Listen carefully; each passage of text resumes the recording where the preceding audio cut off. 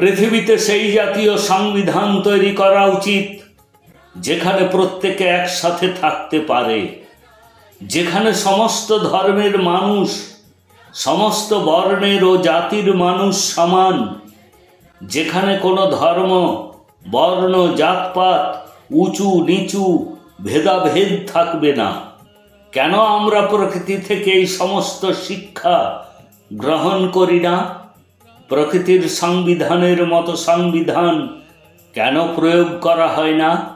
যেমন দিন রাত হয়, চন্দ্র সূর্য তারা গ্রহ নক্ষত্রদের মধ্যে যে নিয়ম রয়েছে তা কেন প্রযোজ্য হয় না?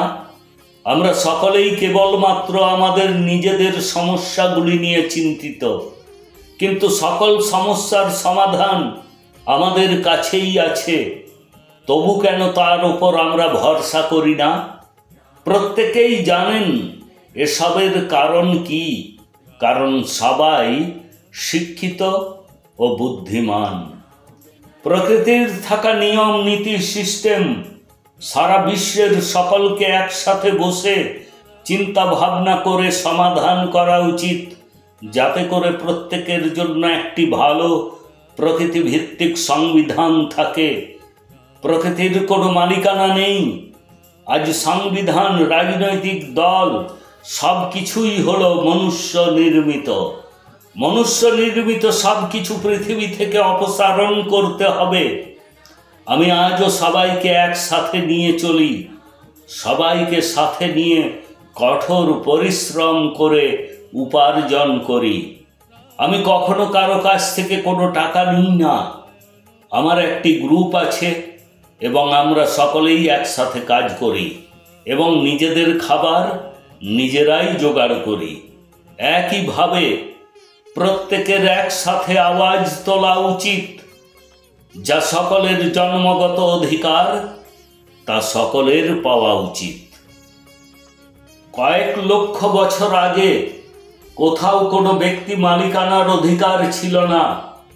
যখন থেকে ব্যক্তির চিন্তা ভাবনা, বুদ্ধির বিকাশ হয়েছে, সেই সময় থেকেই এই ব্যক্তি মালিকানার অধিকার এসেছিল।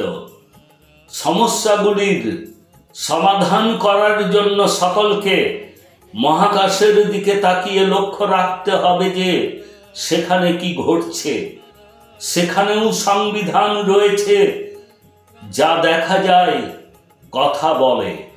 এই সমস্ত কাজ এবং আলোচনা আমাদের বিবেকের মাধ্যমে করা উচিত। সব কিছু আমাদের শুনতে হবে, বুঝতে হবে এবং পৃথিবীতে প্রয়োগ করতে হবে। এটি অত্যন্ত গুরুত্বপূর্ণ যে আমরা সবাই আত্মচিন্তন করি, আমাদের অন্তরাত্মার কথা শুনি, আমাদের বিবেককে মানি। জীবনে আপনি যাই কাজ করুন, আপনার বিবেক সর্বদা আপনাকে সঠিক দিক নির্দেশিকা দেয়। অতএব সর্বদা আপনার বিবেককে মান্যতা দিন। আপনার অন্তর্মনের কথা শুনুন। আজকের পরিবেশে প্রতিটি ব্যক্তি শান্তির সন্ধানে, সুখের সন্ধানে, এটি পাওয়ার জন্য এখানে ওখানে সবাই ঘুরে বেড়াচ্ছে। কিন্তু আমরা ভুলে যাই যে এই সুখ এবং শান্তি আমাদের ভিতরেই রয়েছে। আপনাকে কেবল রামনারায়ণ রাম নামের সাথে সংযোগ স্থাপন করতে হবে। তারপরে আপনি দেখুন কিভাবে আপনার জীবনে সুখ শান্তি অনুভূত হয়। পৃথিবীতে মনুষ্য সৃষ্ট ধর্ম বা ম্যানমেড ধর্ম কিছু মানুষ কেবল তাদের স্বার্থ সিদ্ধির জন্য তৈরি করেছে।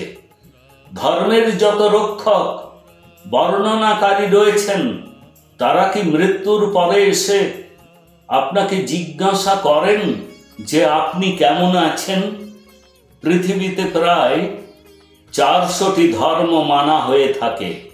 সেগুলো যখন এসেছে তখন কোথা থেকে এসেছে? প্রত্যেক ধর্ম সম্পর্কে কথা তো বলেন, তাহলে আসল ধর্ম এবং আসল ধর্মগ্রন্থ কি? বিভিন্ন ধর্মের জন্য বিভিন্ন ধরনের অনেক ধর্মগ্রন্থ রয়েছে। যেমন সনাতনীদের জন্য রয়েছে ভাগবত গীতা, রামায়ণ। মুসলমানদের জন্য কোরআন শরীফ, খ্রিস্টানদের জন্য বাইবেল। জনগণের মধ্যে এখন অনেক বিভ্রান্তি রয়েছে যে কাদের ধর্মীয় গ্রন্থগুলি সঠিক বলে মানবে। এই পৃথিবীতে সকলেই মানুষ হয়ে জন্মগ্রহণ করেছেন, তবে মানুষই না জানি কত রকমের ধর্ম সৃষ্টি করে মানুষকে একে অপরের থেকে আলাদা করেছে। প্রতিটি মানুষকে ধর্মের বন্ধনে আবদ্ধ করেছে কেবল নিজেদের স্বার্থপরতার জন্য।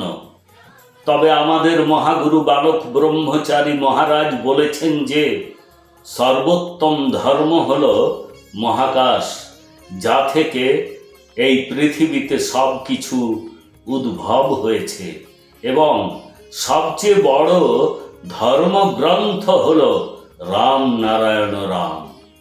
এই বইয়ের প্রতিটি পৃষ্ঠা হল বিশ্ব ব্রহ্মাণ্ডে ছড়িয়ে থাকা সমস্ত তারা, গ্রহ, নক্ষত্র।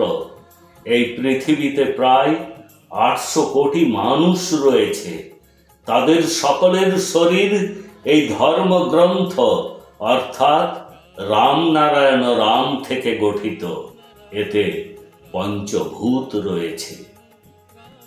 আজকের এই পরিবেশে এটি খুবই গুরুত্বপূর্ণ যে আমাদের রামনারায়ণ রাম নামের সাথে সংযুক্ত হওয়া, কারণ একমাত্র রামনারায়ণ রাম নামই আপনার জটিল জীবনকে সঠিক দিক নির্দেশনা দেওয়ার জন্য কাজ করে।